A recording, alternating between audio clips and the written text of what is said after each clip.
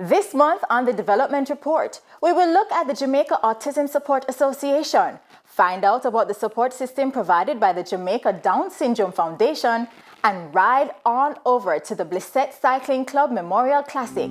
I'm Camille.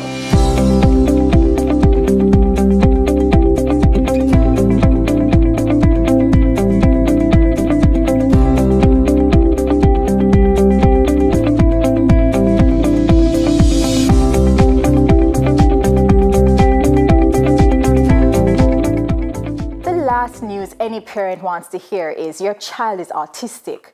I promise you it will hit every nerve in your body and maybe your tear glands will explode. But after the initial reaction, the real question is, what's next?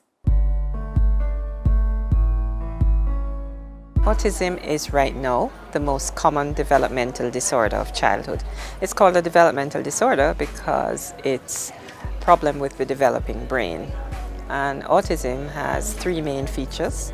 The first is an impairment in communication, and we communicate in three different ways. We communicate by speaking, we communicate by understanding when someone speaks, and we communicate by using gestures.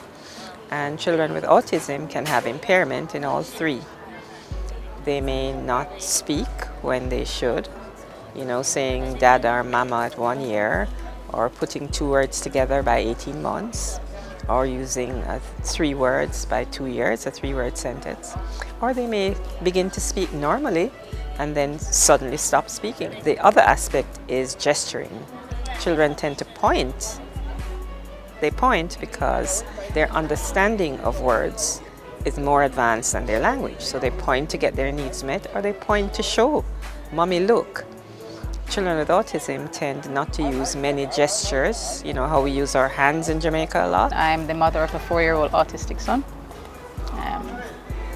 Recently diagnosed 7 months ago. And once we brought him into daycare, his interaction with the kids were a little bit slow, so it was actually his daycare that mentioned to me that it didn't seem normal. It's a very challenging situation, because once you probably get that news, if you want to say get that news, it's something that gives you a mindset that you will have to adopt in terms of how you will have to deal with him from that point forward.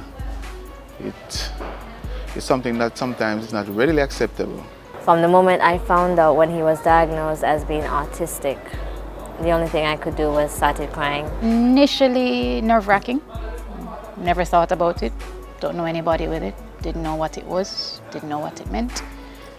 So instinctively you go to the internet and you do a lot of research, and most persons will tell you it's the worst thing to do because depending on the perspective you get, it can seem like a death sentence. Autism is not a death sentence.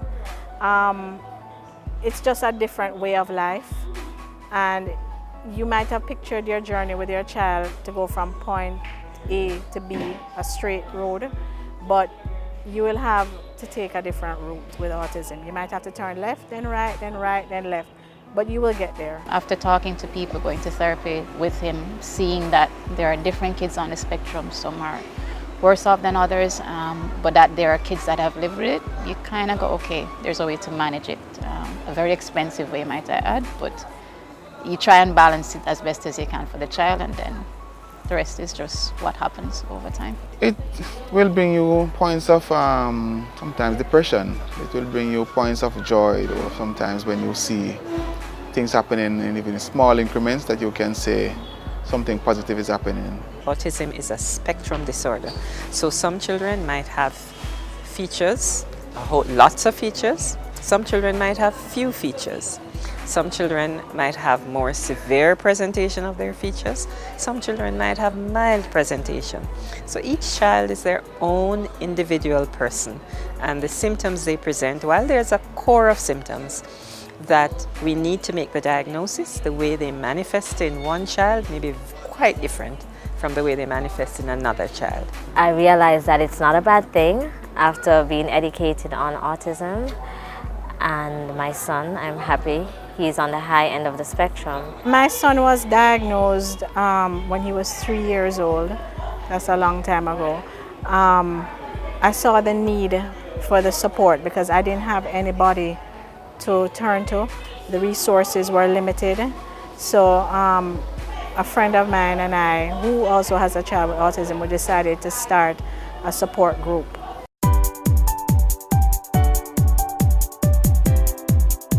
JASA is a godsend because in Jamaica we do not have many agencies like this who really go out of its way to really ensure that children like these are being catered for. First of all, I didn't know they existed. Again, to show you how limited information I had on autism. So even when I found out he was autistic, I didn't know there was an association, if you will, that you could go to. It was through his therapy that I heard about them, and the first event I attended was actually a surfing event, which was absolutely amazing because my child at the time was scared of water and pool. So to actually have him in an environment where you had adults that, one, understood the fears of the child, two, were willing to put up with that level of screaming and crying just to get them accustomed to the water, and then three, to be around parents that had kids with similar challenges, it was good.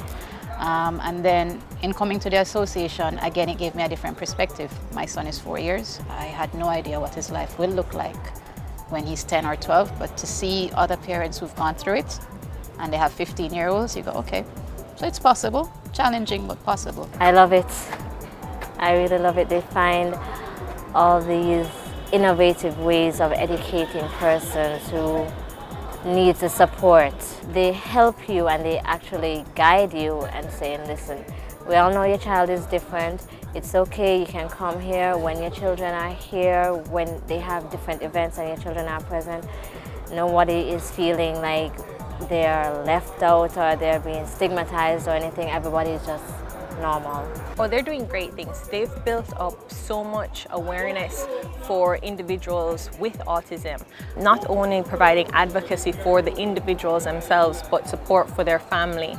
I've known of kids who have never been able to go see a dentist, and JASA and Kathy they have created this, they do it I think annually, where they have the dental students and the clinics, and they're very patient with the kids, and kids are now able to go and get their teeth cleaned because some of these kids have highly sensory profiles, whether it's the noise that bothers them or maybe they're highly sensitive to things being in their mouth, you know, because some of our kids don't even eat solid foods and things like that. So something as simple as going to the dentist that we may take for granted, it can be a very hard thing, not just for the individual with autism, but their family. A lot of parents just do not know sometimes how to just address some issues that really, they will always have to face with children that are autistic.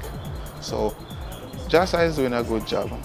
Like presently, they're doing a small feature on when the children reach adulthood, sexuality, how they relate to that. I think with individuals with autism, people don't think of them as sexual beings, and sexuality is something intrinsic. No one is born without sexuality.